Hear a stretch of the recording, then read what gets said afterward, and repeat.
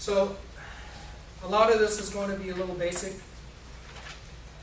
A lot of this is going to be very basic for some of you, but bear with me. I want to make sure we're all on the same page. Let's talk a little bit. So first, after we've answered that question, what type of security are we going to issue? And we've gotten together with our corporate finance guys and decided that it's going to be preferred stock. The next question is capitalization and value. And I want to pause on pre-money and post-money because, sometimes there's some confusion about this, even among knowledgeable people. Let's suppose my company, I think, is worth $2 million, and I'm going to sell a third of the company.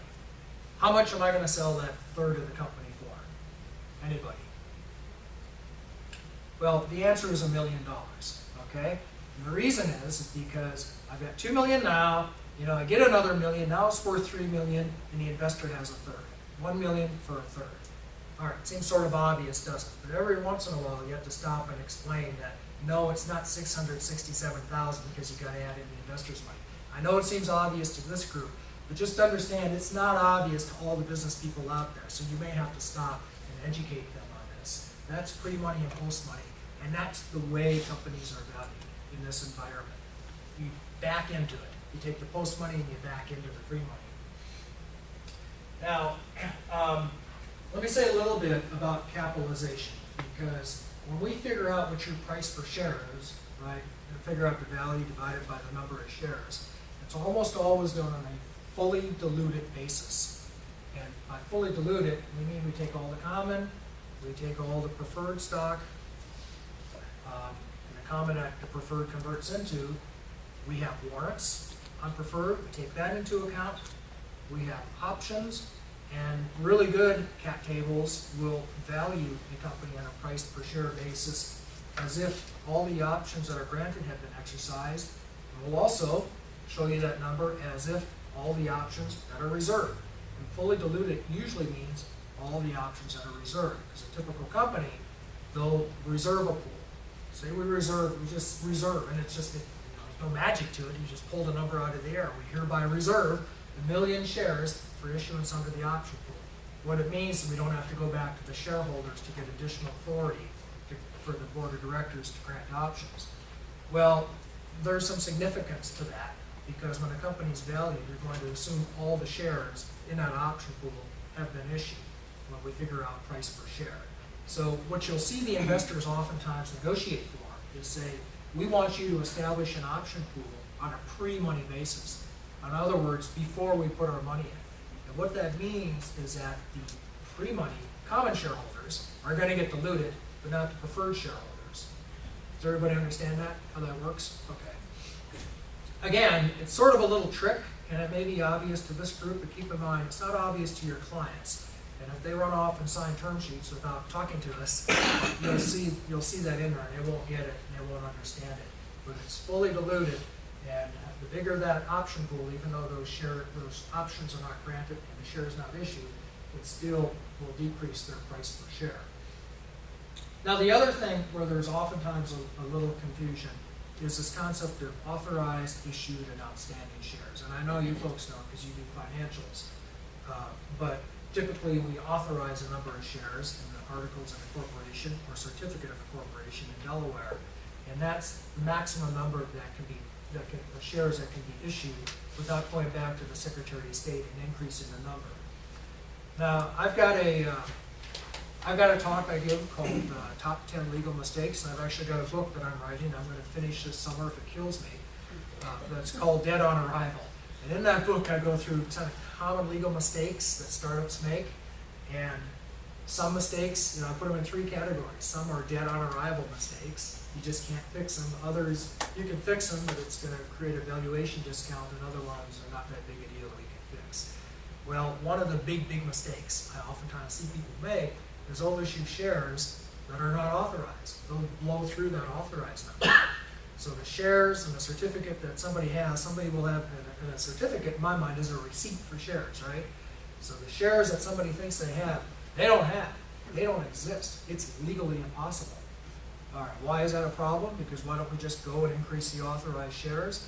Well, maybe you do that, but suppose they're a common stockholder, suppose they're a founder, and all of a sudden share value has gone up between then and now when we find the problem, That means that they're getting the shares later at a higher price. I think you might have a compensation issue. So it is a problem. Plus, you got to get everybody to come back and agree, because it didn't happen. And there's a little bit of a difference of opinion as to whether you could ratify the earlier issuance. I don't think you can. I think it just didn't happen. I think it can only happen now when the shares exist. So pay very close attention to the authorized shares. Not only that, but the authorized number has to be big enough to cover all the convertibles, right? Now sometimes you'll see documents, because you know that in Delaware you pay tax on your authorized. It's a formula that is in part based on the number of authorized shares. So sometimes you'll see documents that say, well, we're not going to authorize 10 million shares now because that would increase our Delaware fees. So what we'll do is we'll promise to authorize enough later to cover all the convertibles when they convert, right? So if you've got a warrant for a bunch of shares, you might not have those shares authorized now, you'll have them when the warrant converts. Yeah, I suppose that works, but what happens if the company just doesn't do it, right? Because that warrant is pretty much worthless until the company does it. And yeah, you can go sue them and force them to do it, but who wants to buy a lawsuit? So almost always, the number of authorized shares will cover all of the convertibles, all the preferred, all the options, everything like that. And that's something we all need to pay attention to. And then, of course, about that. And again, a lot of what I'm telling you, folks, is probably obvious to you, but you know, there was a time. In fact, I just had this come up yesterday.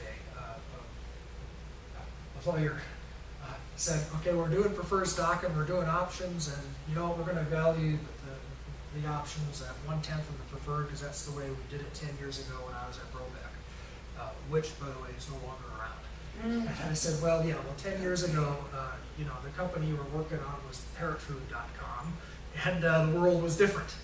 And these days, options, almost always, the VCs will insist on professional valuation for 409A purposes, and you folks know that. The other thing that's significant is I don't think I've ever seen 10-to-1, not anymore. And I don't think it even worked 10 years ago, because there's different kinds of preferred. I don't see how you value it all in the same metric. But all those issues are gone.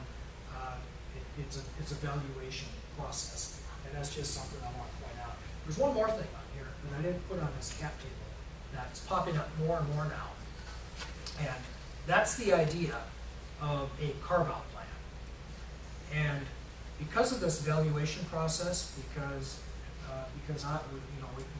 the days of playing games with option price are pretty much gone, a lot of times it's not all that attractive, especially if you have companies that just can't quite get around to granting their options because they're too busy doing other things, and by the time they do it, the value is too high. So one of the things you'll see in cap tables now is a carve-out plan. All it is a bonus, compensatory bonus. When we exit, we're going to pay you X% of the proceeds of the exit. And there's all sorts of complicated formula that go into it, but there was a time, and again, I was doing those 10 years ago in the pass-through company context, and people used to scratch their heads and wonder what I was talking about. Why are you doing this? And it's weird and strange. Now I see it in almost every company, because it's just a nice, simple, direct way of kind of getting to the point and avoiding these valuation issues. So you're going to see that more and more. The sort of subtle thing is that it does affect the value. Sometimes it's not there.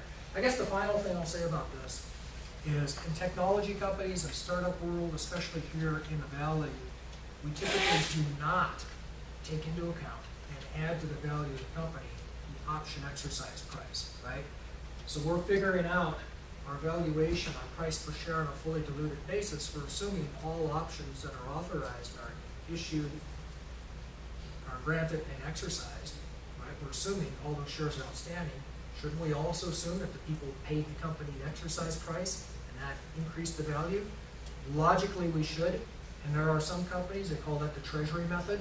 There are some companies that actually do that in terms of figuring out valuation and price per share. I think I've only seen it once in the last 10 years, and that's only because the company had so much option overhang. It had so many options out that it made a material difference. Otherwise, that's usually a subtlety that we just don't bother with. So, and I know that probably, that might bother some people, but just be aware that that's how you're going to see that represented.